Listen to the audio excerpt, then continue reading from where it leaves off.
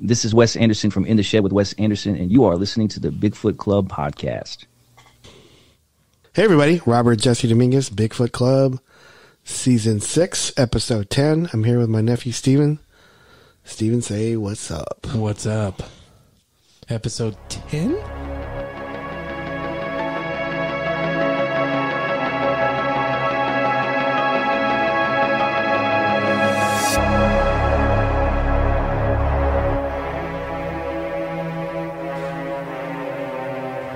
When was the last time we did an episode?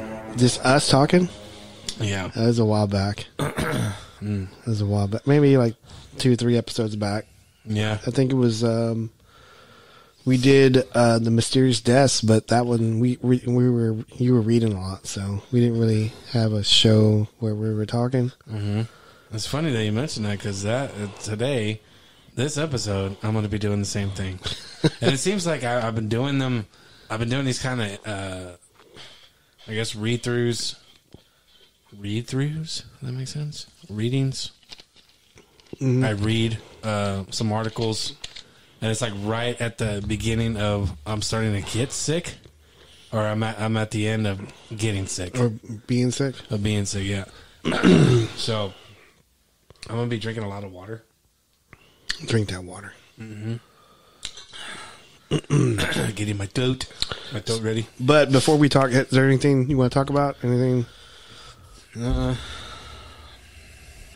boys finished first grade. Today was their last day today. Yeah, they were excited, weren't they? Yeah, and I'm not. Because they're going to be here all the time. They're going to be here when I'm working. But yeah, we're gonna keep them busy. If they're not doing some type of house chore or something, they're going to be reading or something. Yeah, working on their reading skills, getting ready for second grade. Boy Scouts stuff. Usually, Boy Scouts they pretty much do the summer as well. I know we have day camp next weekend. Are you excited about that? I am. It's going to be a lot of walking. And it's going to be hot. I'm praying that it's somewhat cool those 3 days. But yeah, Blair and I are pretty excited because Blair took time off, and so did I, to go do day camp stuff with them. And then they're going to be doing karate. And then, yeah, it's just going to be an interesting summer. They're going to be very active. And my plan is to get both Blair and I to be active with them. That's good. Get some exercise and stuff. But yeah, no, that's other than that, how's everything with you? Well, that's if you want to. That's if no, you want to. I'll talk about it because it's not a big deal to me. It's not personal. It's business. I started a new job in May, and I was pretty excited about it. So I'm no longer working with that security company before. So now I was working for another company started May the 1st, and I got let go. Like Monday. Monday was what? The 18th? The 18th, yeah. So I got let go on Monday. They said they couldn't afford me anymore. So I turned down 2 jobs for this job. So I don't have any ill will to them at all. I'm not angry or nothing like that. It's just, I mean, the only thing I could say is if you're looking for a position to be filled that requires that person to come in and work and fill that position, and they need to get paid, you should probably budget and try to see if you can afford that person before hiring them. Yeah. Before, because that right there is just, to me, if you ask me, it's just unprofessional.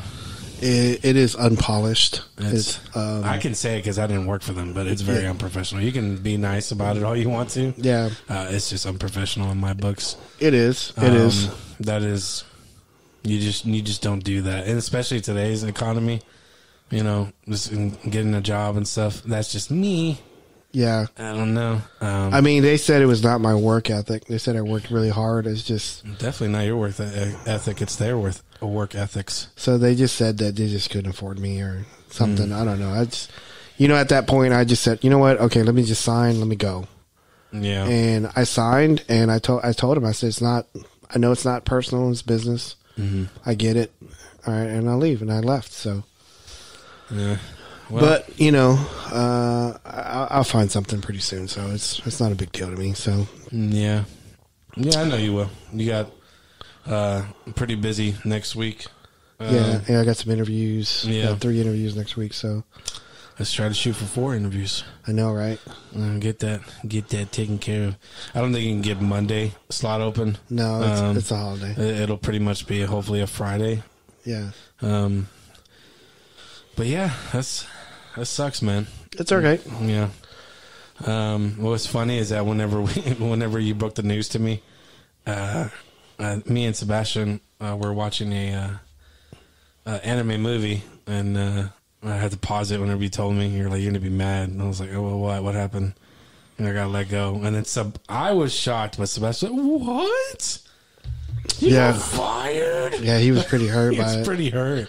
He, I think afterwards he was still asking me, I don't understand why they let you go. And I go, well, he was freaking out. I go, it's part of life, baby. It happens. Yeah. But yeah, we had to calm him down because he was just like, he got fired. He's not gonna have any money. Like, he was just so concerned about that. And he was. He was. I get it. Yeah, money's very important to get the bills paid. But yeah. That's, I guess, that door closed and it'll stay shut forever, and you'll just, go to the next one. I'm really hoping one of these jobs says yes to you, and I'm really hoping, I don't know, they have it budgeted right, and, they can afford you.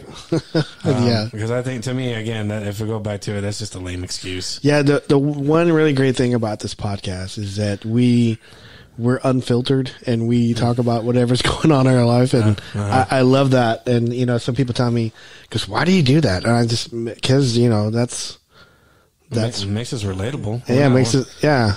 If we make it big time, we're still going to be talking about our daily struggles and stuff. Yeah. Like Blair's going to get mad at me about this, but Blair was making pizza for Ricardo one time, and she burned it. And I remember the story. Ricardo was very upset. She's like, "It's okay, baby. I'll make you another one." She makes another one, makes it right. Pizza falls on the floor, and Ricardo was just like, "It was not his day." It was not his day, and Ricardo was just like, "I want Daddy to make me a pizza." I was like, "Oh my God, I can't." I'm just having an off day, and I get that we all have off days, so. But yeah, no, I really hope you have a good next week of good interviews and stuff. And I will. It's not, it's just one of those things that, I always believe this, and we never talk about God or religion on here. I just feel that God's he's gonna put whatever I need to be at the right time in the right spot. So I'm just very faithful about that. So I'm okay with that. So anyway, yeah. So well. I'm going to be drinking a lot of water here because I'm going to be doing a lot of reading. Yeah. And I figured we go ahead and start with this. Yeah, this one story I've always been interested in. It's Immortals. Mm-hmm. This is a story of the Count Saint Germain. Mm-hmm. And I never really heard of this person until you told me about him. Mm-hmm. And it's very interesting. It's something that is, I guess you can say paranormal. Yeah. Or supernatural. But yeah, like the one thing, like before you get started, there's one thing about this is that there's a lot of scholars and there's a lot of historians that refute this story, just because they don't go with the vibe that there's like an immortal like in the world, and I get it, but it's documented, and it's you can't talk about documentation, so right. But anyway, I'll let you. Okay, so this is going to be a lot of reading. So if you're using this as a perfect opportunity to relax and chillax and just, listen to my voice I'm very sorry. But yeah, I'm going to go ahead and read this to you. So, Count of Saint Germain. We are unsure whenever he was born, but it is suggested that he was born in the around 1690s. Isabel Cooper Oakley compiled a genealogy for her book of The Secrets of Kings. She indicated that he was born the son of Francis Rakowski the second, Prince of Transylvania in 1690. Vampire, maybe. Maybe. There's a possibility on that, too. Other claims that he was the legitimate son, Maria Anne Falls-Newburgh, the widow of Charles II of Spain, who ruled in 1667 and 1740. You know, our lineage is from Spain. It is. I wonder if we had any Dominguezes during that time. Yeah. And come in contact with him, or, you know, I don't know. That's weird. The son and king of Portugal, John V, 1706, or they say he was the wedding of Cana, where Jesus turned water into wine. Yeah, the story of the wandering Jew. So that's compiled theories. Yeah, it's a hypothesis on when where he could be from. Possibility. Interesting. He was an accomplished in alchemy, projector power, also known as the elusive philosopher's stone, mythic alchemical substance for transmutation and immortality. So that stuff is supposed to be like you can change like stone into gold also, or like stone into diamonds, and so to stay rich. Yeah, this was kind of the idea that how he was always involved with aristocrats and high end people being wealthy. So that was always the theory about it. This known to change metals into gold.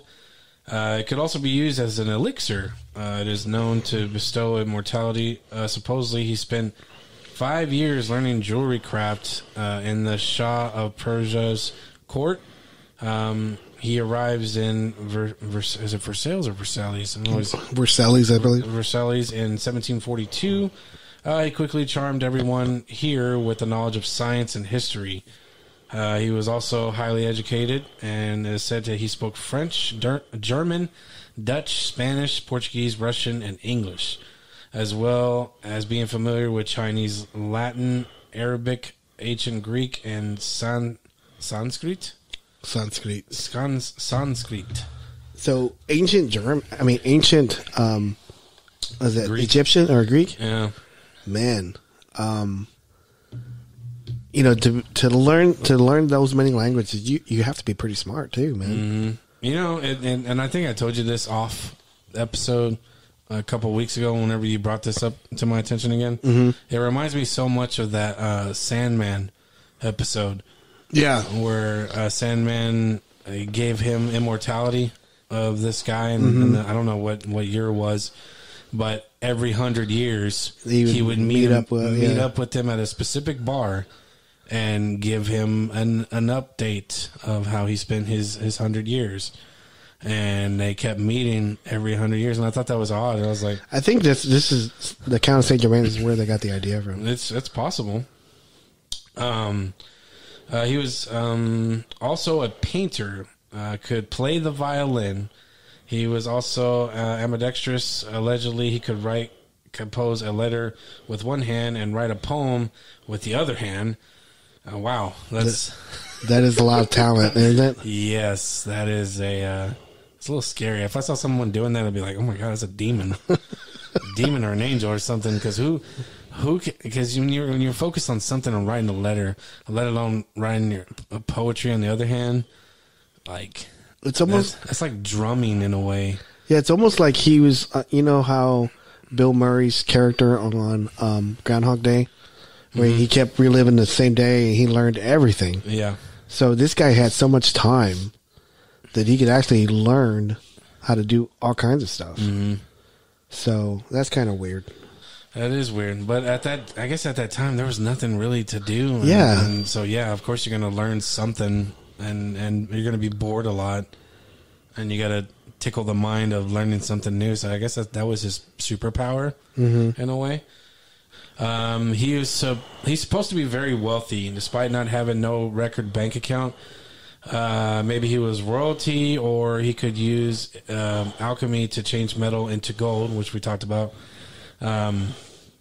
Everywhere he traveled, he set up a laboratory, claimed to change small diamonds and pearls into larger ones.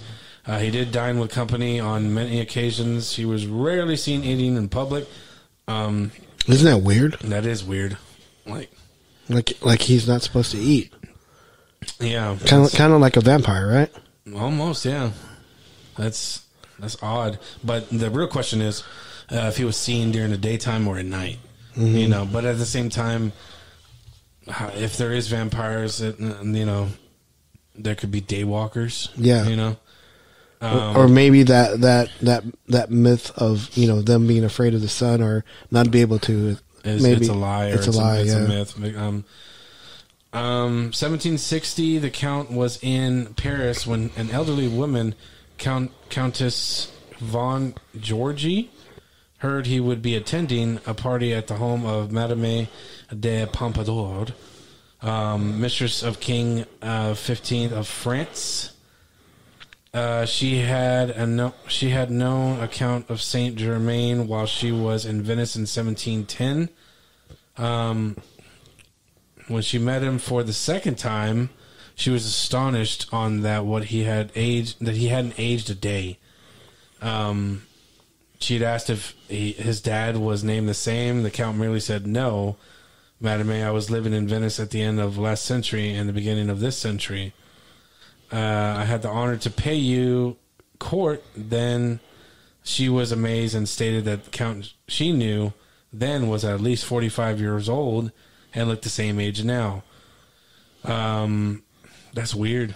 So I forgot to tell you that he's recorded at the same age, 45, and that and that he admits that, you know, that. Because I think there's a segment in here that it's not mentioned, but he tells her, "Yes, I am very old." He says that, so that's an account of him saying that. So that it's almost like he was flaunting it a little bit. I mean, what can they do? Yeah, and who's going to believe it? You know. So in 1710, he was 45. He was 45, and then 1760, right?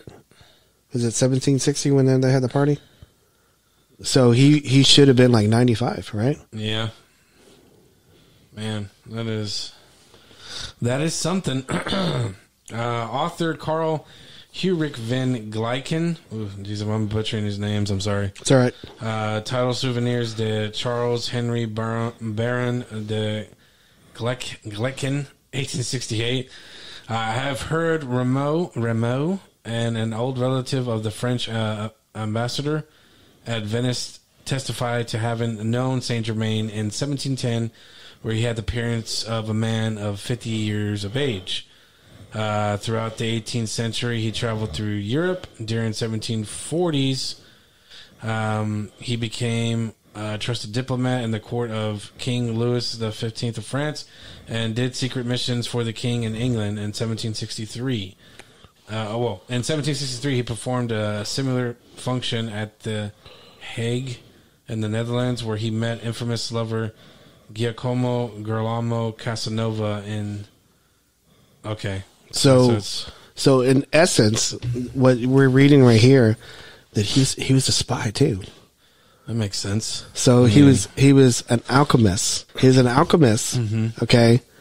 He was a well-crafted musician. He could speak like 6 or 7 languages, and he could live forever. And now he's a spy. So it makes me wonder, like, you know, it almost sounds like a book. It does almost sound like a book. But yeah, it makes me wonder if he was just, he's immortal, yes, but he's like telling like fibs of what he does. Possible, yeah. Or maybe he was just a spy for himself, spy of, having the immortality and. I know, but I'm just saying, like, if you know 7 languages, that's perfect for a spy. Yeah, that's true. Because you can blend in and you can speak the language and just like they don't even know who this guy is. I mean, they didn't have IDs back then. So no, show me your driver's license. Stupid. Yeah. In 1765, he traveled in Russia, in which he was involved in the conspiracy of plated Catherine the Great on the throne. I think she was a child. 1774, he returned to France, where Louis XVI, Marie Antoinette were on the throne, where acted as the Queen's mysterious advisor, where he warned them of the revolution that would come 15 years later. We know he was at French royal court thanks to... So it's like he knew something that was going to happen in the future? Yeah. So what if he wasn't immortal? Maybe he was a time traveler. Maybe, yeah. And he kept saying, "Oh, I'm just an immortal. I'm very old." But I know, but here's my thinking on this. So, if you're going to be a time traveler and you're going to go throughout like this one century, why would you go by the same name? True. So it's kind of weird. That is weird. And almost like you're trying. It's almost like someone's trying to hide being a time travel, and they're gonna say, "Hey, if we do this, let's just use the same name." And the story will be that he's immortal. Yeah, maybe that's what they're trying to push.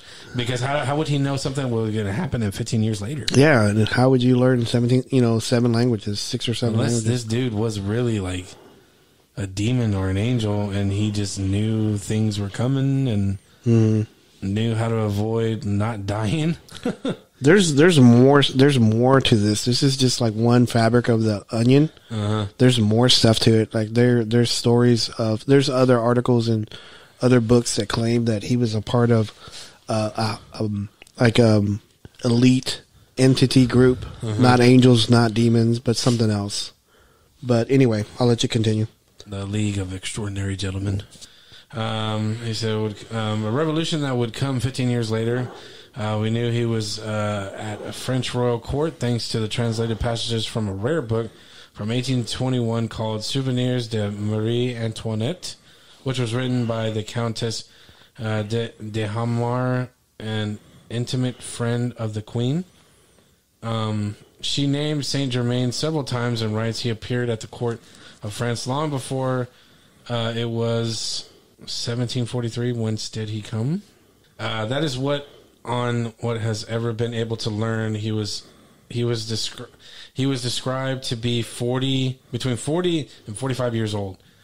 After his stay in Versailles at the French court, the Count traveled to Hamburg, Germany in 1779, where he befriended Prince Charles of Hesse Castle, according to Isabel Cooper Oakley in her book, The Vente de Saint Germain. I kind of want to read this book now. Me too. So here's the thing about this that's kind of grabbed me a little bit. There's people writing these memoirs or these accounts, because like back then, of course they didn't have TV, they didn't have the internet, they didn't have social media, anything like that. So people wrote what happened in like the king and queen or hierarchy people. They just wrote what they happened. They wrote like throughout time, like what parties they attended, what political event was happening, who was getting executed, stuff like that. I think they were inspired to, because what's the oldest book in the world? The Bible. I think they were inspired by the Bible, counting, like stating what happened each day and stuff like that. And next thing you know, someone's going to find a passage in the Bible saying Saint Germain, was talking to Jesus, and they're just like, oh, okay. So, but I was just saying, this is what really grabbed me, is that he's in all these memoirs throughout centuries, and they use his name and the same spelling, the same spelling and the same age range, where he I guess became immortal. So I just think it's kind of odd. It's weird. That is weird. And honestly, I want to look at this books about him and add that to my collection of reading because I like to read now. Well, continue reading. I like to read. I like to read. I like Star Wars. Upon the count, he told the Prince Charles that he was the son of Transylvania Prince Francis II. I said his name. I feel like I said his name earlier, right? And I can't even say it now. Rikizi? Yep, that sounds right. And that he was 88 years old. He displayed his gem collection. According to the prince's memoirs, he outfitted a lab in nearby summer residence in Louisland, where collaborated on experiments and creating gemstones and jewelry for the next 5 years.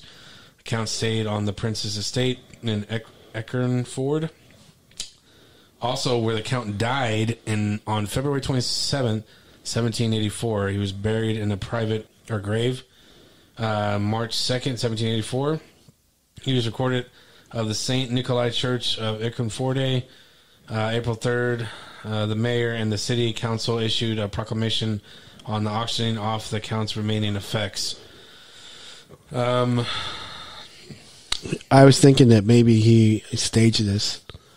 Yeah. Staged it so it seemed like he's dead. Yeah. Maybe he was in debt to some people or something. I don't know. Maybe. It's possible.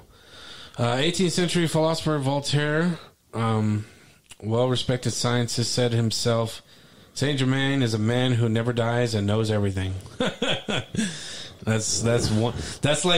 That is their version back in the day of saying he is the most interesting man in the world. that right there. Did you read that and it was? Did you feel like it was sarcastic? Yeah, yeah, I feel like it was. Because when you read something about this and you already know, okay, this guy's obviously immortal or something, and then you have a philosopher, a well-respected scientist said himself, Saint Germain is a man who knows or who never dies and knows everything. Like it's almost like make it seem like he's a pupil. Yeah, a little bit. So. In 1785, he was reported seen in Germany with Anton Mesmer, the pioneer hypotist. I want to say hypotenuse. I don't know what that is. I got to look it up. Official Freemasonry. Official Freemasonry records. In one account, Germain Magazine der Busführer für Verteilung des. Oh my goodness, Jesus Christ! That is a tongue twister at its finest. But I'm gonna repeat this and try to say it all in one go. Germain Magazine der Busführer für Verteilung des Vernaher Ordenstate. Woo! The group chose the Count of Saint Germain as their representative for a convention in Paris that same year. Countess de Arhenar, yeah, you try to trick me with that one, writes of seeing the Count multiple times more in France, including the appearance of Marie Antoinette's execution in 1793. In her book, she writes, I saw Saint Germain again and always to my unspeakable at the assassination of the Queen. She also claims of seeing the Count 5 more times and unaged. The last time she saw him was the eve of the murder of Duke de Berry in 1820, 2 years before herself died in 1822.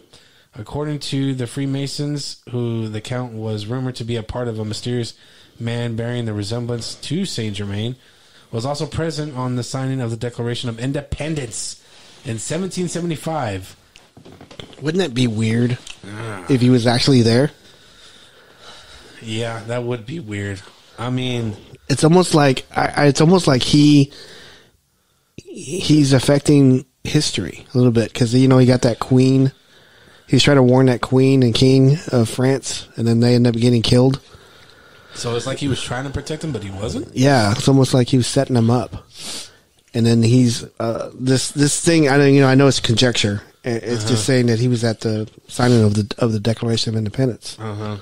So anyway, since it's recorded, Death in 1784, we are to assume he took on a new identities at various times. In 1820, Englishman Albert Vendome wrote in his memoirs of an Englishman in Paris, a mysterious man he knew toward the end of Louis Philippe's reign. The mystery man who had serious resemblance to that of the Count of Saint Germain. He called himself Major Fraser, writes Vendome. He lived alone and never alluded to his family. He was lavish with money, though the source of his fortune remained a mystery, and possessed a greater knowledge of all the countries in Europe. All the countries in Europe in all periods. Vendome also writes, like Saint Germain, Major Fraser had the appearance of a man between the ages of 40 and 50, and middle height, strongly built. That then he disappeared in 1820, or then he disappeared. So he took on a new identity.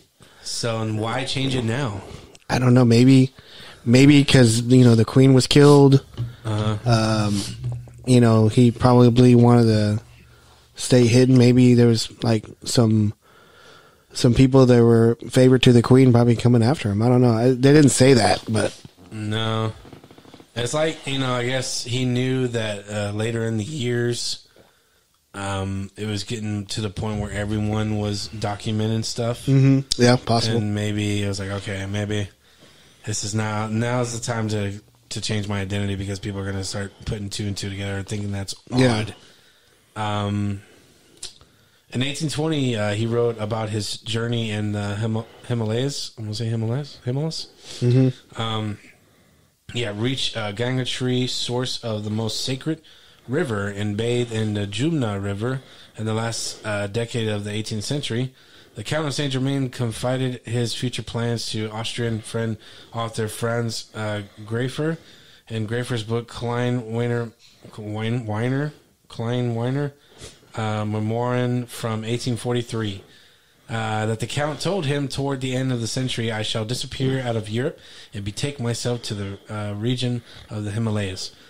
Saint Germain's name found relevance again between the years of 1880 and 1900, when the famed mystic Helena Blavatsky claimed that he was still alive and working on the spiritual development of the West. Blavatsky, there you go, was a Russian philosopher and author who co-founded the Theosophical Society of 1875.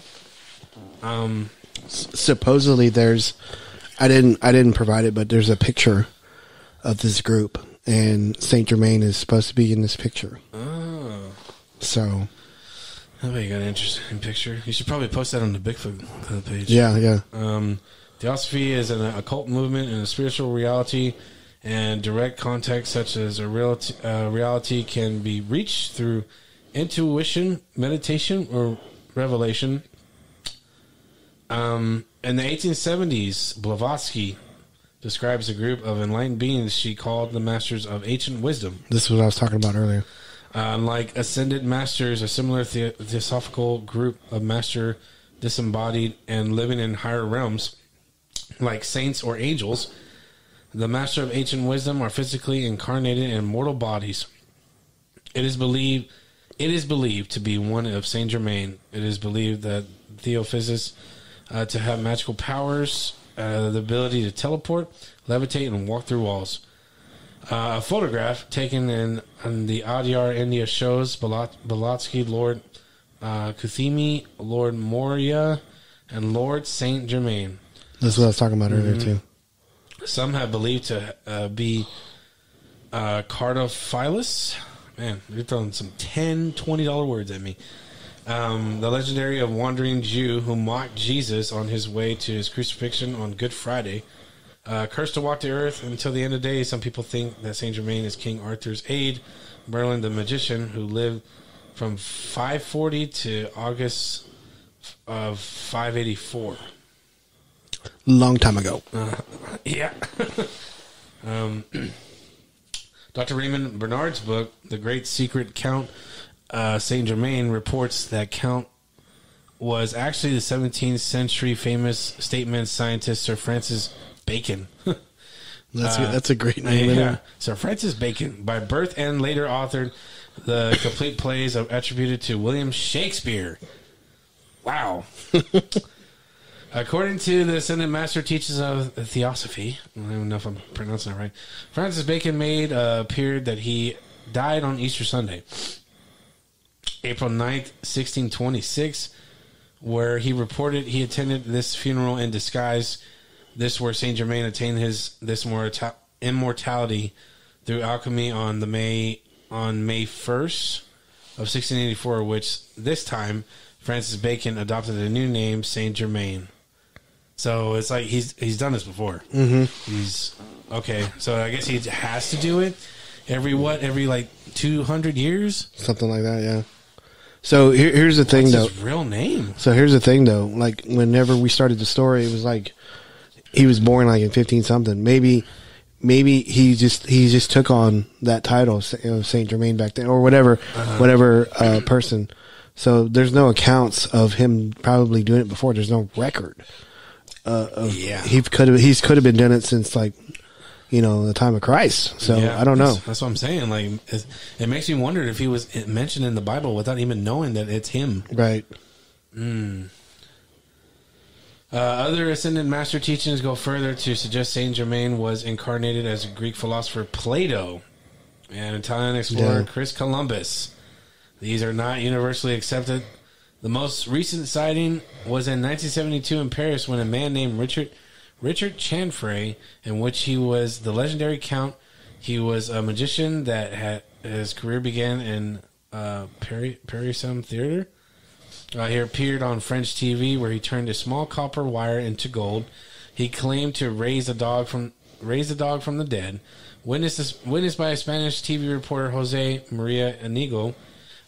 He threw some projector powder over the dog where the dog stood and walked a few steps and then died. Richard Chaffray passed away in 1983. Yeah, I don't know about that one, though, but he was claiming it. Oh, jeez, it has that name on here. His accounts have been recorded throughout history and was called the Der Wonderman or the Wonder Man. He has considered being a prophet, charlatan, charlatan, and a healer, spy, and visionary. There is an engraving of him created by Nicholas Thomas in 1783. Is the only known images of the Count.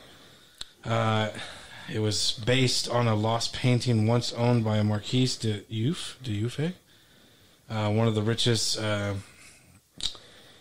richest and eccentric women in France. There's a painting of him, and he looks he kind of resembles George Washington a little bit, but not as much hair. So, interesting. So this story is always, like I was telling you before, it's always intrigued me. Along with Ingrid Cole. That's always intrigued me, and this is probably like the most two stories that are non-Bigfoot related that I've always been interested in, and I've always wanted to talk about. So, and I was glad we actually had a chance to talk about it this time. So, there are more stories of immortals through history, but I think a lot of scholars, and like I was telling you before, a lot of scholars and historians like to discredit it a lot. And I don't know why they want to discredit this one. I don't know why, because it's, there's documentation. Yeah. Throughout centuries, and they use the same name. Why would they do that? I don't know, man. Are you looking some stuff up right now? I'm looking up books on it. It's a weird one, because I don't even think we've ever talked. I know we talked about vampires and werewolves, and I don't think we ever talked about a certain individual who claims, and there's like documentation of being immortal, and I think that's scary.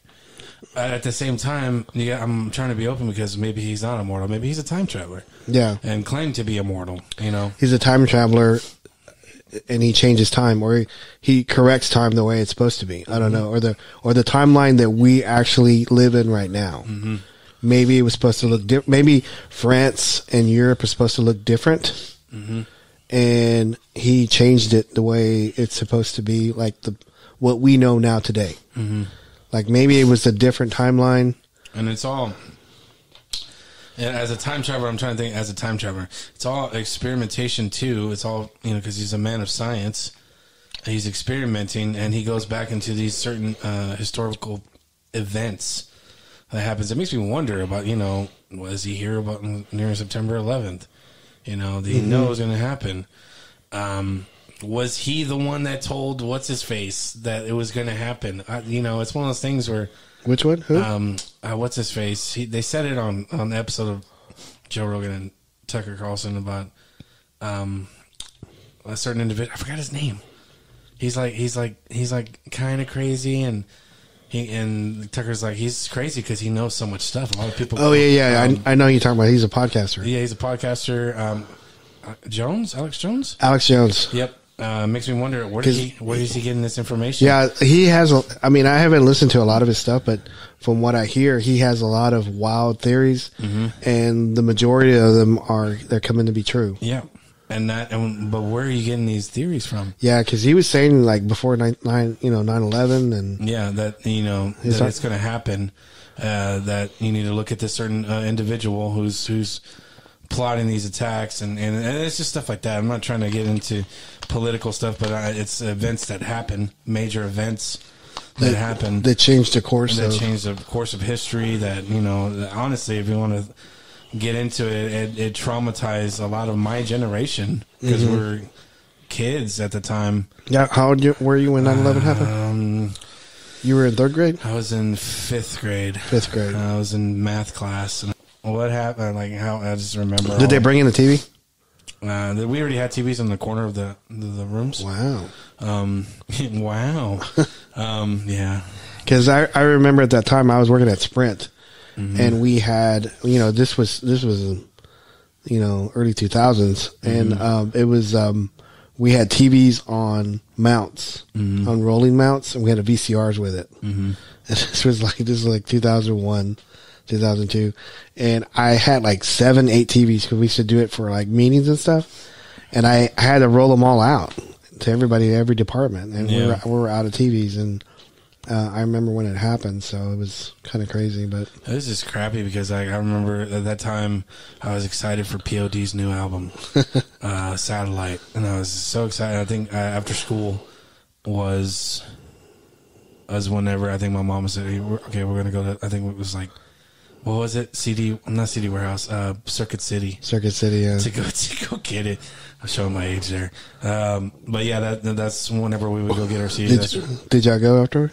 No, it was so, like, I didn't even think about it. I think. Well, you eventually get it, though. I eventually got it. I think it was like a month or maybe 2 later, because I think Incubus album came out too, and it was like, it was just a year of great music, but it was traumatizing. What I'm saying is, getting back to the course of what we're talking about, Saint Germain, like, it's as a time traveler, that is such a daunting task, because if you were to go back in time and back to the towers are up, nothing happened. You see all these individuals that know that that they're gonna die and stuff.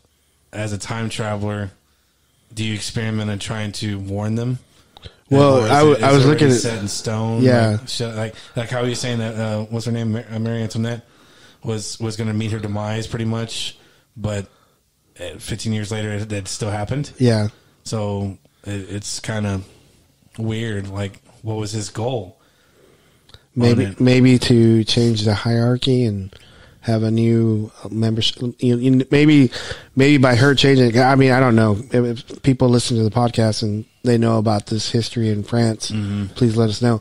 But maybe by changing the king and queen at the time, it changes like relationship with different countries and different other kings and queens. Maybe it changed it. I don't know. Maybe it was something that he was plotting, or maybe he was told to do, and I don't know. So yeah. to make sure it happened, because Right. if this doesn't happen, we don't get this in the long run. It's interesting. I mean, I'm already looking up on Amazon on books of Saint Germain, and there's one that's popped up, the Golden Book of Saint Germain. The man, hold on, I want to read that Secret of Kings. the man who never dies and knows everything. That's what it's called. This is the quote from what's his name, that science guy.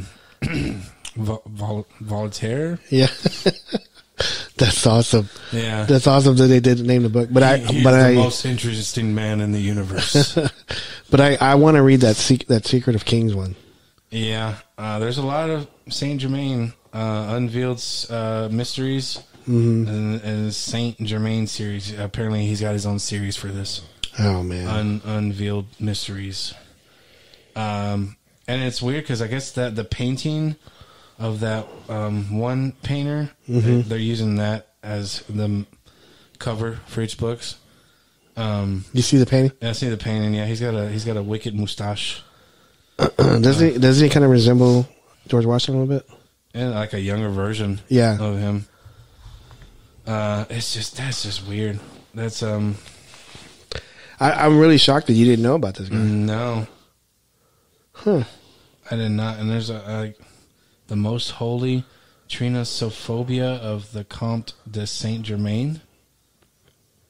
I don't know, but yeah, there's a lot of books on that, and I plan on reading some of that stuff and getting. And you know, when most of they have pictures of him as like their cover, but it also has like a universe, like stars in the background, and like the person that Tool always uses, Yeah. for their videos or their albums. So it makes me want to listen to Tool now. You know, Yeah. Researching Saint Germain. I mean, it makes me wonder that, is he still here? And what name is he going under? Yeah. Well, we have to research that, because it sounds like he's a person, if he is still here, it sounds like a person that he still flaunts his Yeah, I was going to say that. his knowledge, speaks 7 languages, very smart. It's got to be someone that's somewhat famous and no one's really looking into it. Yeah. Or, it's almost got to be someone that is rich, but you don't know how he got his riches from. Or either that, or maybe he's in like the thing says, he's in the Himalayas. So, yeah, we just gotta look at Richard Chaffee's, and see how he looked, and then I don't think he looks like, I need to look. I'm gonna just look at him. he looks like, almost like Fabio's brother. Fabio's brother. Yeah, but with like less hair. You're not gonna ask me what his brother's name is? What's his brother's name? Grabio. Oh my god. Grabio, so dumb. Who comes up with that? Damn, it pulled up Richard Chavez, the guy from Predator. Oh, really? The one that played Poncho is like, Yeah. I can make it. I Yeah. can make it. Yeah. That's not him. For some reason, I must have spelled his name wrong. But no, that's. What are your thoughts on that? Like, I think he's some type of time traveler.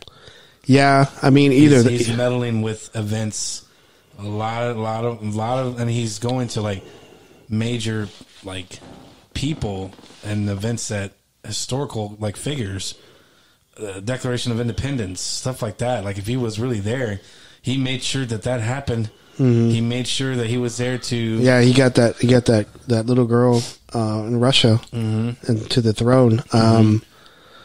If he hadn't done any of that, if he hadn't done any like that spy work, I would think that that maybe he is immortal, or maybe he is the wandering Jew, or the cursed guy that cursed Jesus on the cross, mocked him, and then Jesus just cursed him. Yeah, so he's trying to atone for his sins of making things right in the world, or his way of thinking that things should be right. But if you're really immortal, why don't you, I don't know, like, be a scientist and research your blood work to see if you can make cures, like, for cancer. If you really maybe he was just selfish. Maybe he just wanted to be rich, and that was it. You know, if you were able to change stone into diamonds and gold, I mean, would you want to share that at all? I wouldn't want to share it. I wouldn't do what he's doing. I'd find an island somewhere and just live like off social media. I would just live. Right. I would just live without any of that. I wouldn't flaunt it. I just escape people. There is forgot the name of it. I think there's an island. I think it's in the Indian Ocean, where there's indigenous people living there, and you can't go there. If you go there, they'll shoot arrows at you. Oh yeah. I think I always find that morbid story of a reporter that went there. You got hit in the neck, right? Thinking that he was okay, and he got killed on site. Like they killed him. They killed him. Like they shot a bunch of arrows on him, and he was like a reporter saying that he could do it and get find the secret of these people. I forgot his name. I apologize, but maybe the Count of Saint Germain's there. It's possible. And he's talked these people into. Maybe he showed them that he could do gold and diamonds, and they think he's a god, and so he's there to say, "Hey, protect me," And why not send a drone over there? Yeah, to see what they're supposedly like. I think they try to do satellite footage of it, and it's the tree and canopy's too thick. They can't see like the numbers that they have there. Got to send a drone. Who knows, man? I mean, I feel like the government already, send something up there and they say, "Oh shit, there's something there. Maybe we should not. Yeah, maybe we shouldn't talk about it." And blah blah blah. Leonardo DiCaprio dies in every movie. Yeah. So you think he's an immortal? I think so. Yeah, I'm on the something in my gut's telling me he's some type of time traveler. But. So maybe he was time traveling. He would age and look differently, right? Because it's been how long? So yeah, or maybe he is. Maybe you got to think it this way. You got to think it in fourth dimension. That maybe he traveled all those times, like within hours. Like he traveled. True. He traveled to France. He traveled to Russia. He did it all in one day. Make it look like it was. And he looked the same, obviously. Right, the same in every time, yeah. But yeah, no, if he's an immortal, and if you listen to Bigfoot Club, come talk to us. Yeah, come and talk to us. Well, we would love to know your knowledge, centuries of knowledge. Your alchemy. Your show us the algorithm on Facebook and YouTube so we can make some money.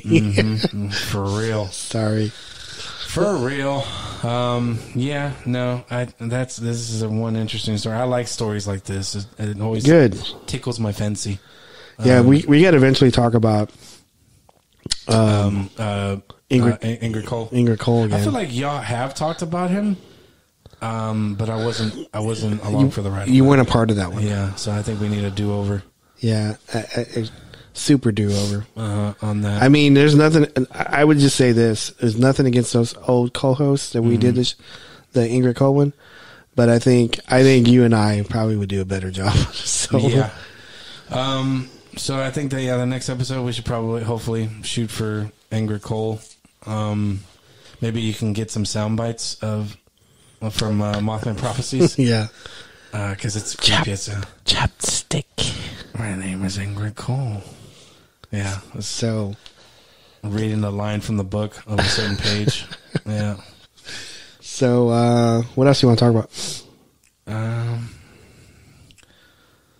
Yeah. Do you think Saint Germain and Ingrid Cole know each other?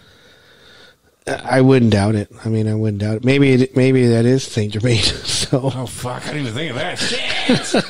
Oh my gosh, my mind's blown. I am very old. Oh yeah, that is. Shit! I didn't even think of that. Put two together. Damn. Did you enjoy our last episode with Roy? I did. I think he has some really, really awesome stories.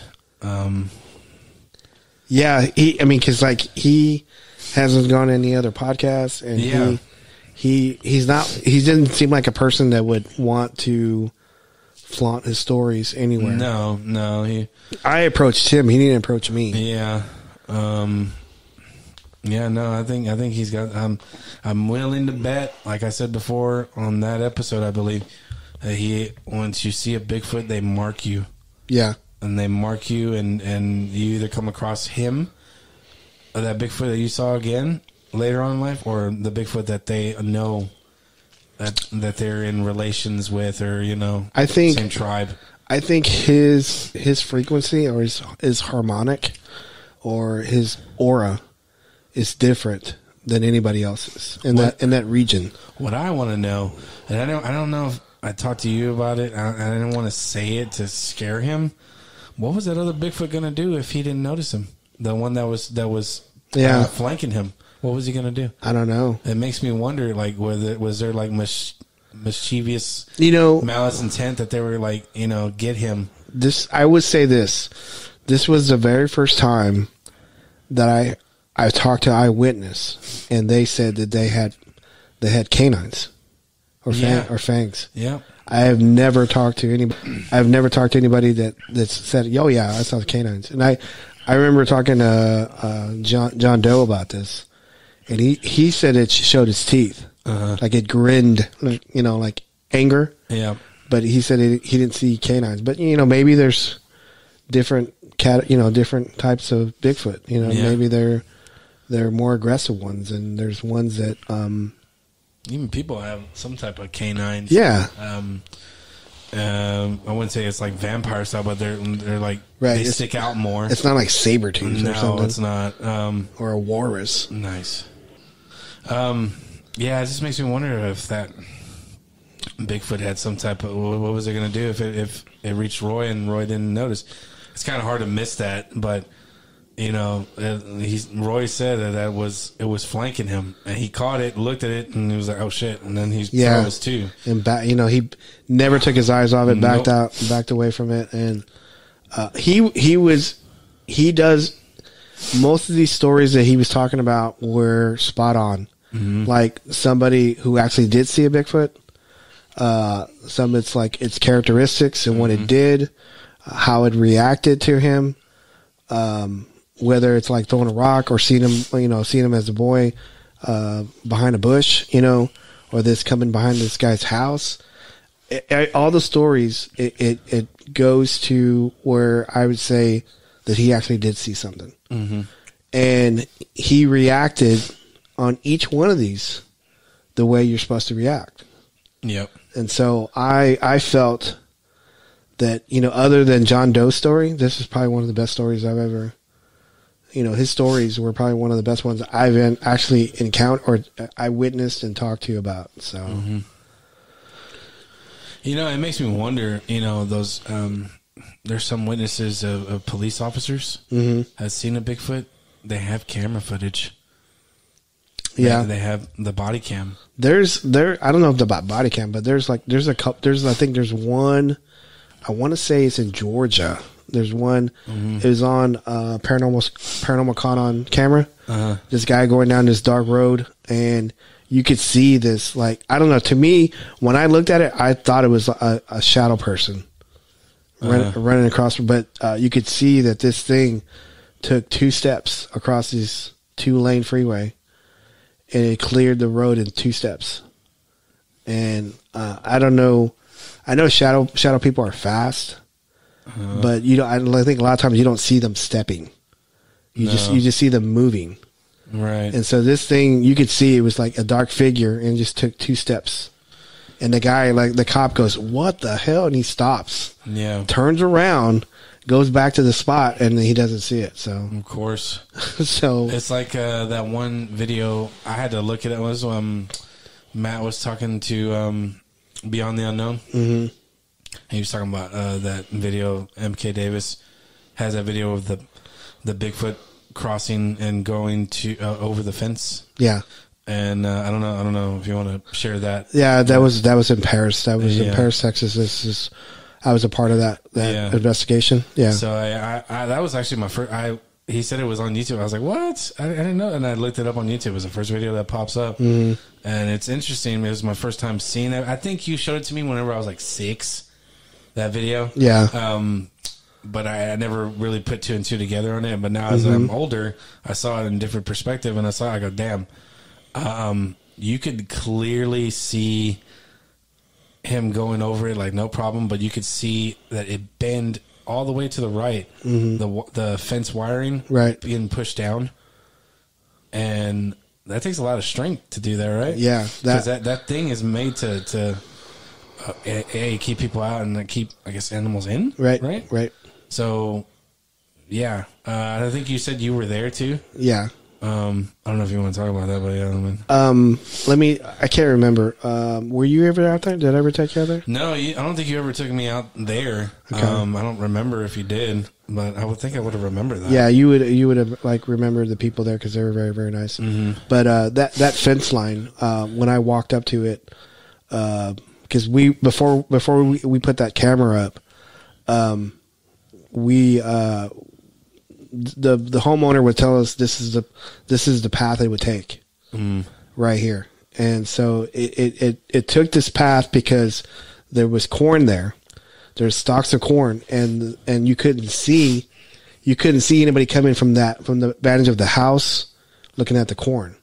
You couldn't see it. And so it took this path. So I remember walking up to that fence line, and I think the fence, the top of the fence was like maybe to my chest, and I'm 5'8", 5'9", and it was to my chest. So and this thing was squatting like his knees was bent. Yeah, and this thing was like road running, like he was squat running. Yeah. To try to lay low, and then when he gets to the fence, he gets a little bit taller, just a little bit. And puts his leg over it, and it's all one sweep. It goes over the fence and then runs, and you can hear it running, boom, boom, boom, like getting close to the camera. I thought that was crazy. I think that's probably one of the best ones. Other than that other, I always forget his name. We saw him. He showed the video at the Texas Bigfoot conference and that church, that hot ass church where I threw up like gallons of Red Fusion and hot dogs. It's the guy where he's seeing a Bigfoot, and it's like Seattle, Washington. That was the comedian Scott Herat. Was that him? That was him. Oh wow, okay. And how he's crying, yeah, and because this thing is swaying, yeah, and then looking, it was like a white Bigfoot, right? Yeah. And I remember seeing that at the church when he was showing that to us. He was saying, "Take it easy, take it easy." He's saying, "Take it easy," and I was like, "That looks fucking menacing. That looks menace. It's huge. Yeah, it's like bigger, almost bigger than the tree, and then somehow the tree was like blocking most of it. Yeah." So that one will always be the one that's kind of terrified me the most. And then this one right here was really good because you could just see how big it was. That one, I would just tell you that one.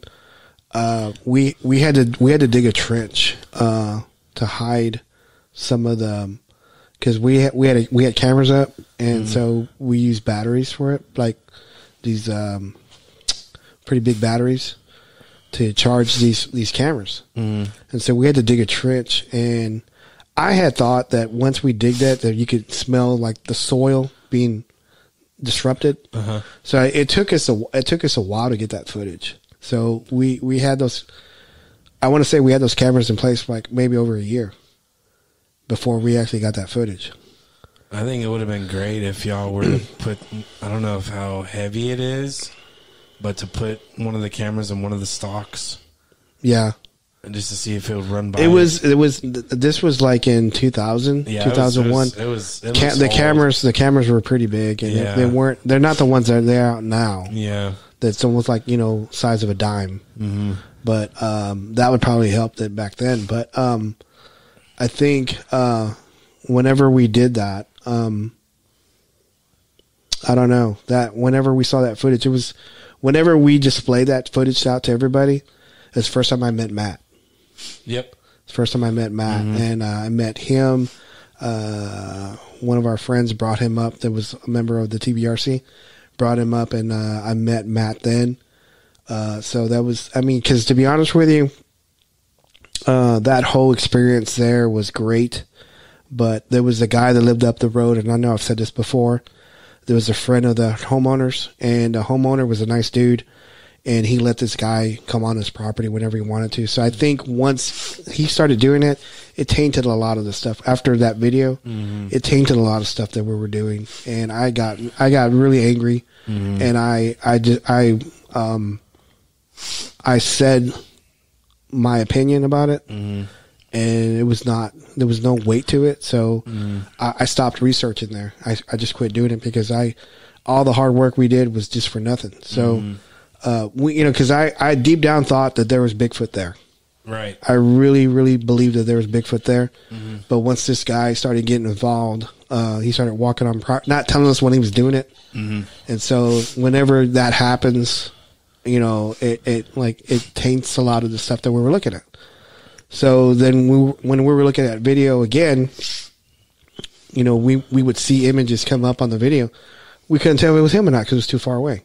And so I said, you know what? We used to have this saying in TBRC, when in doubt, throw it out. And so we threw out a lot of stuff that potentially could have been Bigfoot. And, a lot of people call that gentleman a hoaxer, and I can guarantee you that he's not. Yeah. Because he's one of those people that he didn't care about being in the public eye. He didn't care about the media attention. He didn't care about fame. All he wanted to know was what was coming on his property and what was taking his animals. That's all he cared about. Yeah. And that guy, he's probably one of the most stand-up people I could ever talk about. And he's one of the, he's not here anymore. He's passed away, but yeah, he's one of the greatest people I've ever known. Yeah. And wish I would have met him. Yeah, he was a good dude. I really, and I think there was opportunities there. Just schedules, and I was a kid, and school and all that stuff. And the times that I did spend the night with you, we're doing other stuff, going to the movies or something like that. But when the opportunity was there, you would take me to either some type of conference or some type of outing, and unfortunately, we didn't cross paths on that. Yeah. I met his wife. Yeah. Multiple times. She's a sweetheart. And whenever we went up to the cabin? Yep. Yeah. So it's just a shame. I was like, she just recently passed away too. Yeah. Yeah. So but yeah, no, going back to the video of that Bigfoot or whatever it was, it had a lot of strength to push that top part down, and you could see the whole thing, even to the right, bend at its will while he goes over it. And man, we had did so much experiments out there. Myself, Ken Marvel, Tim Clay, Buddy Brett, Boudros, as I call him. We were doing this one where the homeowner, he had a lot of property, he had a lot of land out there, a lot of acres.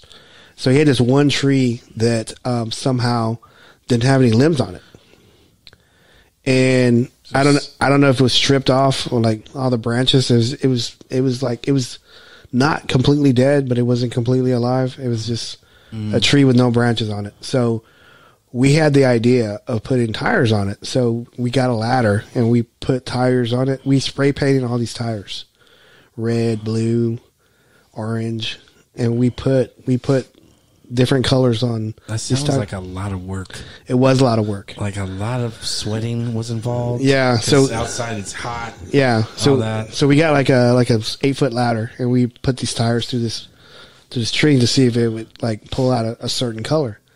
He wouldn't mess with it, and I think weeks went by, and nothing happened. So Tim had the idea of peeing on the tires. So we took turns peeing on the tires. And at the same time? No, just different times. So as Don't cross the streams. We just said stupid. We just said when you got to go pee on the tires. So we end up peeing, like all of us would take turns peeing on the tires. And so later on that night, something came by and just knocked that whole tree over. This tree was probably about, I want to say like 9 feet tall. Oh shit! It was pretty thick. It's pretty thick. It's probably like I could probably put my arms around it like this. You know, I could lock my hands and put my arms around it. That's how big it was, and or wide it was. And something just pushed the whole thing over. Did you hear it? Or yeah, we heard it in the middle of the night. We heard, you know, and we should have put a camera on it. And we didn't have money for night vision back then. We just didn't have it. Yeah, especially back then. And even if we did put a camera on it, we wouldn't have saw anything because we didn't have night vision. So, but we heard in the middle of the night, like really loud, you know, pop and fall. And so the next morning we went out there and it was pushed over. What about the tires? It was still on there, but it got pushed over.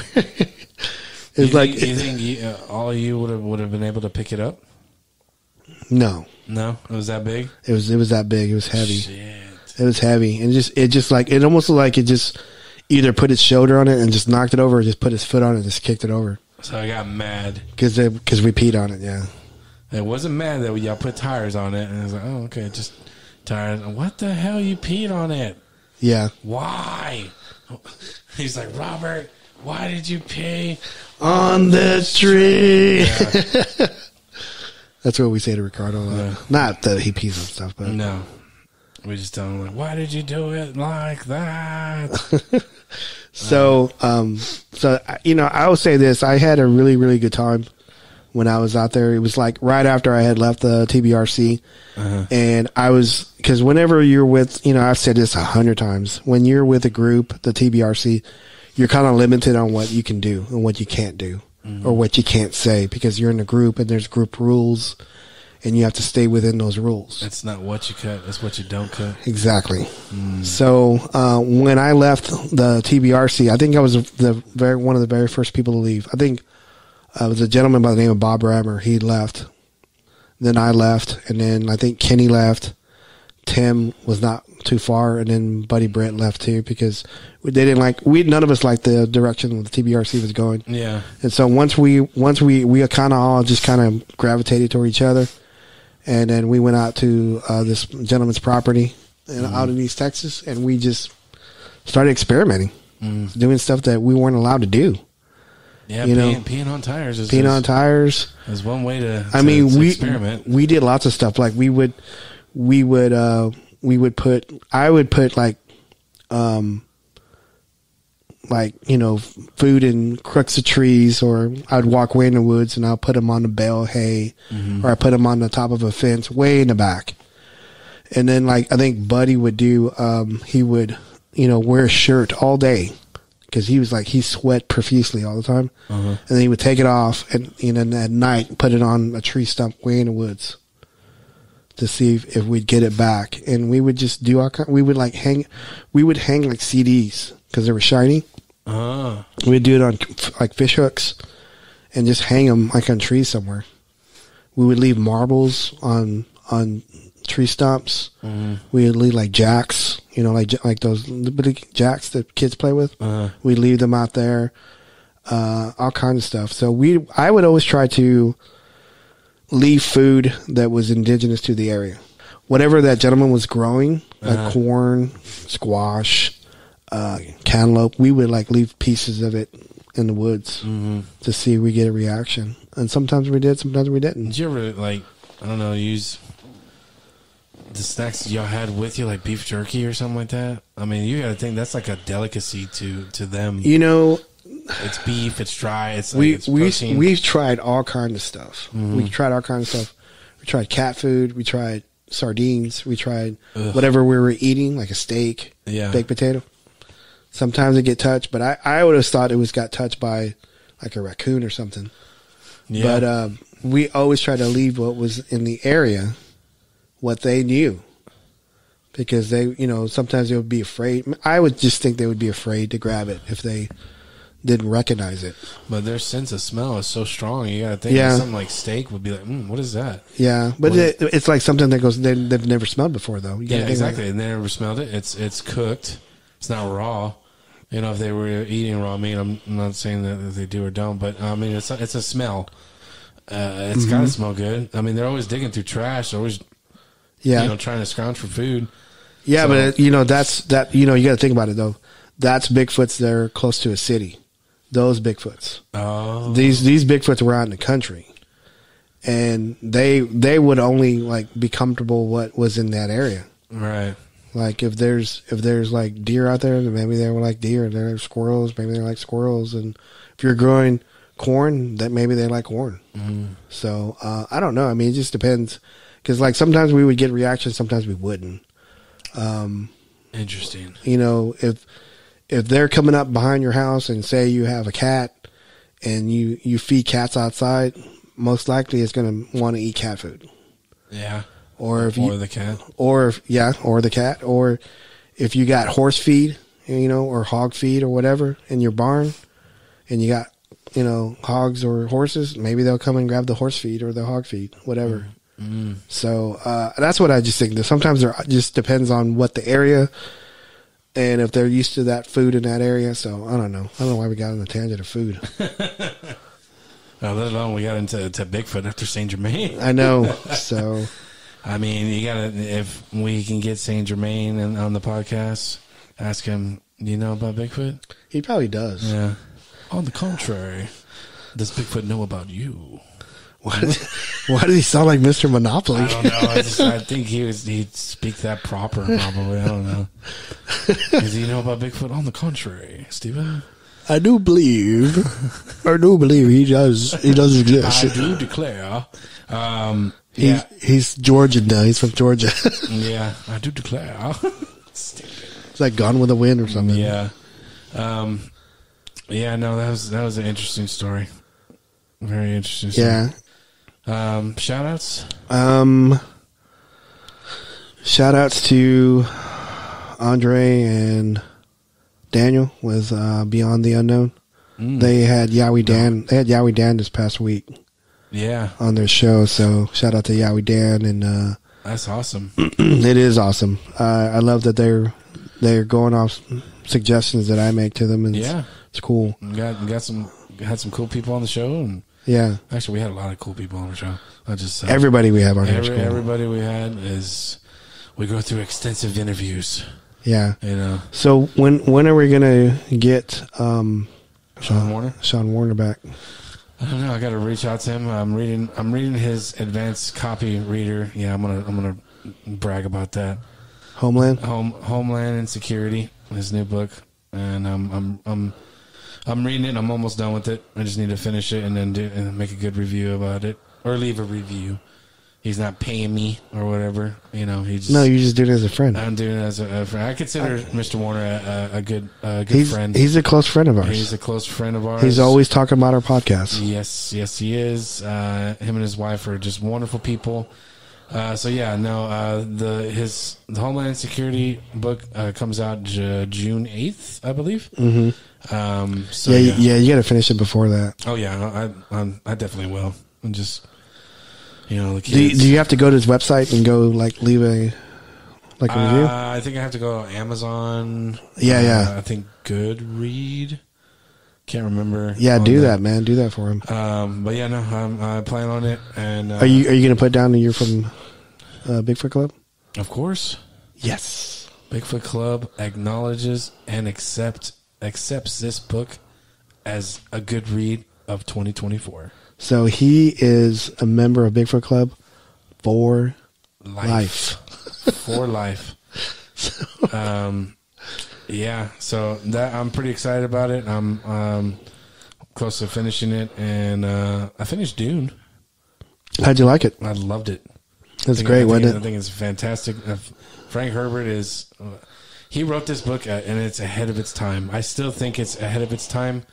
And writing that book in the 60s, that man had a vision, and he wrote a good story. And I'm reading his son's book, Brian Herbert, Paul of Dune, which is the direct sequel of Dune. Mm-hmm.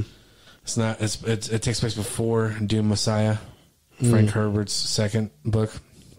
So does he write like his father? No, it's very different. I will say this: his writing style is very different. Frank is a visionary, and he is a philosopher. He likes to think as a philosopher, writing the book.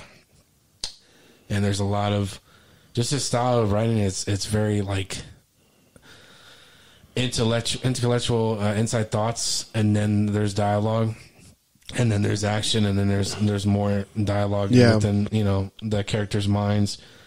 This one is Brian's very like. I think this is what's happening. What's his name? Lynch incorporated that a lot in the 1984 stuff. Yeah, like his thoughts, like the character's thoughts. It was poorly executed. Yeah, but I'm just saying he did the same thing as the book. He tried to. I think he tried to do it as best he could with the limitations he was given by the. He was cramming like 800 pages into one movie. Ugh. Yeah, and Dennis, the new director for Doom 1 and Doom Part 2, he's separated half the book, and I think that was genius because he followed the book very well. Do you think that's going to win best picture? I think it is. I think it's going to win best picture, best actor, best supporting actor, and best soundtrack. Costume design, it was great. Yeah. And I feel like watching that hopefully tonight. I don't watch. I mean, I watch a lot of movies, but there are very few movies that will get my hair to stand up. Mm-hmm. And that was a movie that we went to go see that. I remember when it first. No, I think it was already. I think it was already out. Maybe. Mm-hmm. I just know that I was like, "Hey, we're gonna go see it." Yeah, we're gonna go see it. We saw it that first week. Yeah, I think whenever it first came out, right? Yeah, we saw it on a Saturday. Sunday. Sunday. Okay. Yeah, Sunday because Blair was off. Okay. So Sunday morning we went. We went like at 10 in the morning, and yeah, I just remember watching the first one. Sunday morning we saw it because I remember I watched the original one, and that same week I still like that. It's still me. I had a plan on watching it again. It's a good movie for its time, but it's. I'm just gonna say it's complete ass still at the same time. Yeah, it was limited. It was very limited. Like I said, what's his name? Lynch. What's his name? David Lynch. David Lynch. He crammed 800 pages into an hour and a half movie. It's very hard to do. Yeah. So I could tell he struggled. What to film, what not. I just didn't understand his take of creating those shout weapons. And then they're like, boom, and it explodes. Like, that never happened in the book. Never. And I was like, kind of hoping, like, damn. But you got to admit, the worm stuff was ahead of its time. Oh yeah. Stuff like that is hard to film. So yeah. And that was what, in the 80s? 84? 84. Woo. Yeah. I was 13. Yeah. I was in junior high. Yeah. So yeah, I saw that the same week because I had a plan. I was like, okay, we're gonna go see this on Sunday. I'm gonna pre-order the tickets. I think I told you that early that week. Hey, we're gonna go Sunday. You're like, okay, cool. I got the tickets. I saw the original one. Saw Doom Part 1, and I was ready. Saw Doom Part 2, and I was like, oh my god, it's so great. It was fucking great. And I thought it was.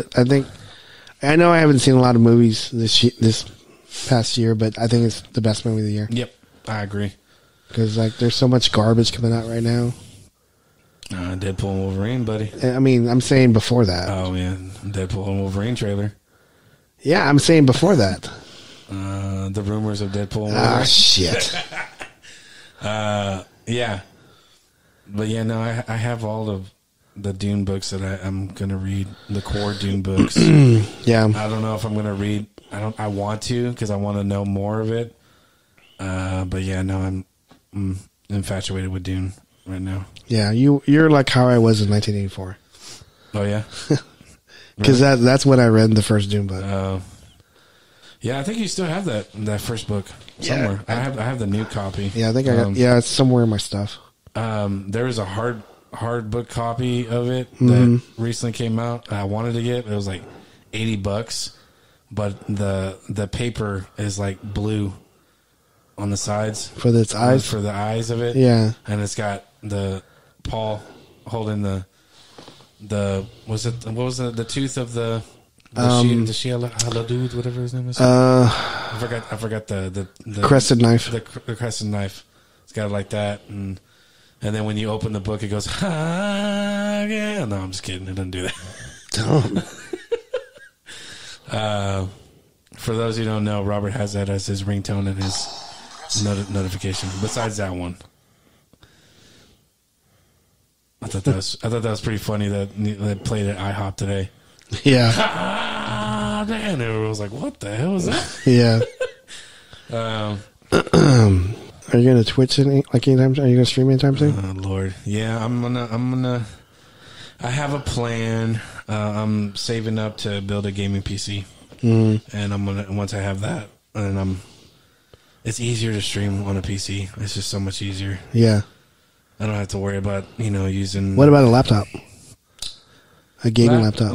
Laptop would work too, but I think a gaming PC would. You're just stuck on that idea. I'm right? stuck on that idea, and I have an idea of how I want. You don't want to change it, right? Nope. Laptop is good to if I go out a lot and go to Starbucks and hope people watch me type a story. I don't know. You gonna watch me type it? Yeah. Oh, you should write about it. Are you gonna watch me? It's a Family Guy skit. It's funny because we were at Starbucks today, and we saw two people on their laptops.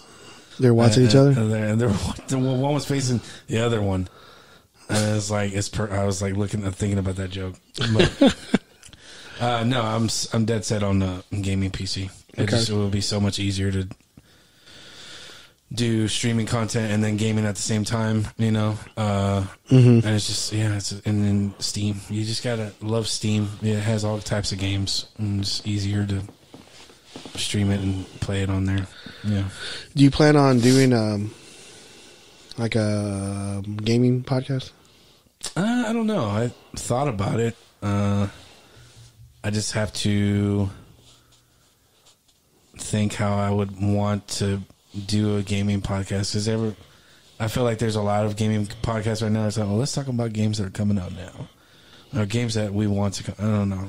I have to think about content on that. Yeah, because I think it would just be better if you just streamed it. Yeah, because that's kind of like a podcast. Yeah, it is.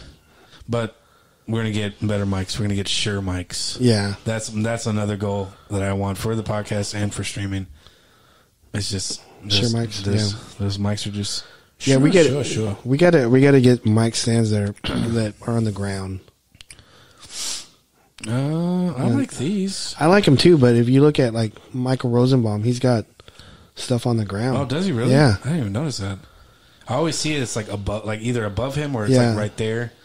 And I know streamers do that too, especially with their Shure mics. So, because what I kind of want to do, I kind of want to get ground, and then maybe get like a little table, and then that way I can have the Rodecaster right next to me, and I can hit buttons and stuff. Because the newer Rodecaster's got all kinds of stuff on it. It got all kinds. It's smaller though, right? There's a bigger one and there's a smaller one. There's two different versions of it, but you can alter your sound, your voice, all kinds of stuff. You can go, Sunday. Sound like Batman. Yeah. Do you bleed? All kinds of stuff, man. You will. Like you can make your voice sound like a robot, or like you're in a big echo, or or something. But can I make myself sound like Denzel Washington? Yeah, sure. Really? I don't know.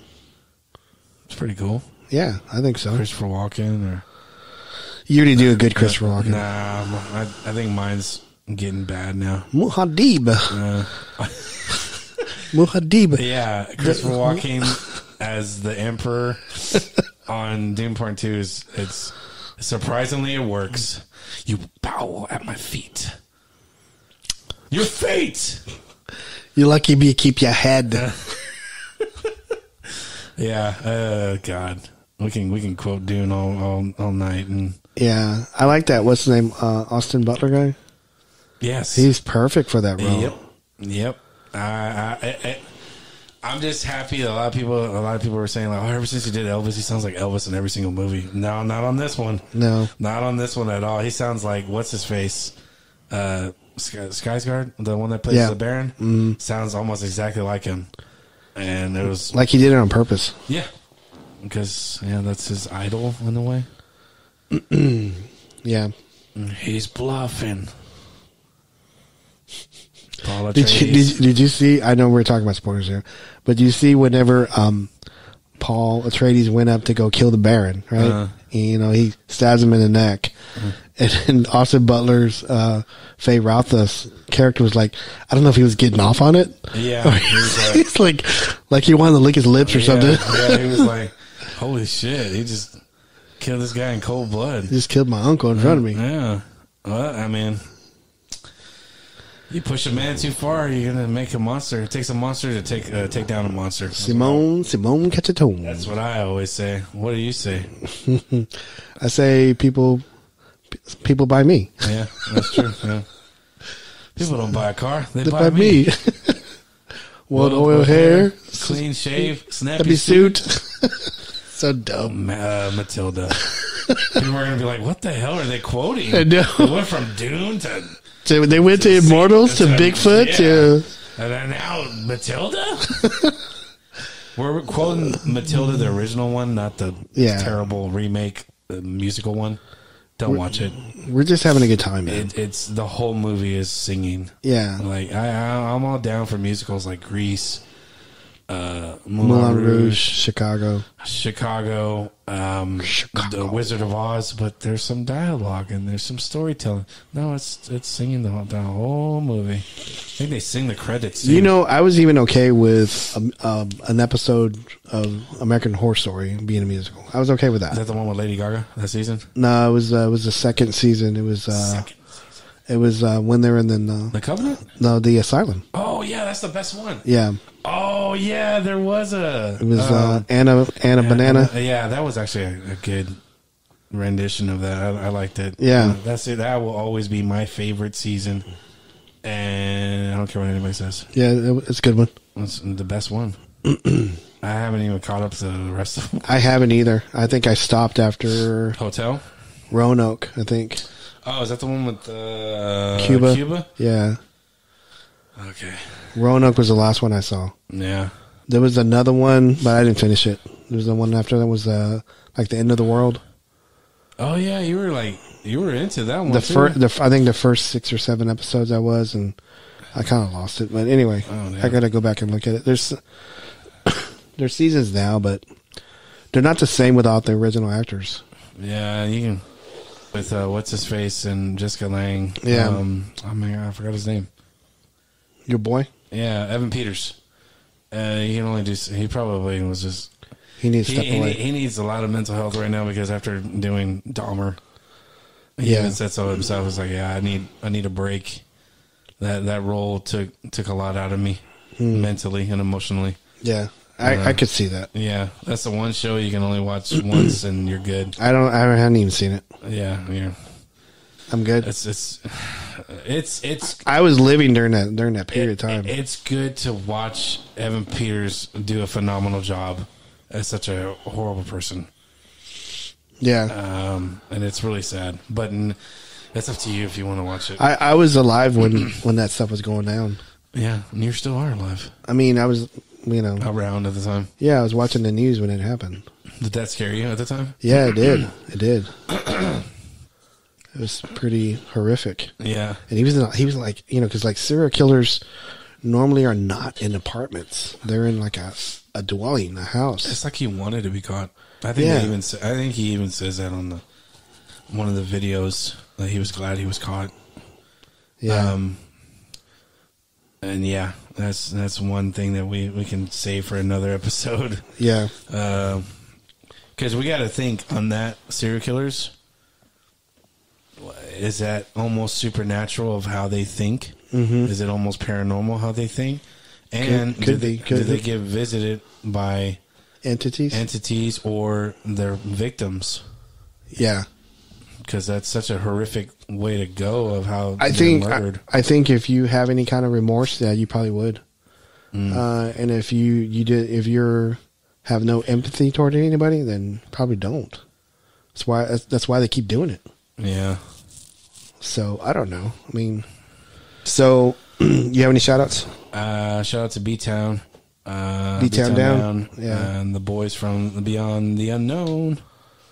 I would say Matt, Blair, my mom, and the boys. And the boys, of course.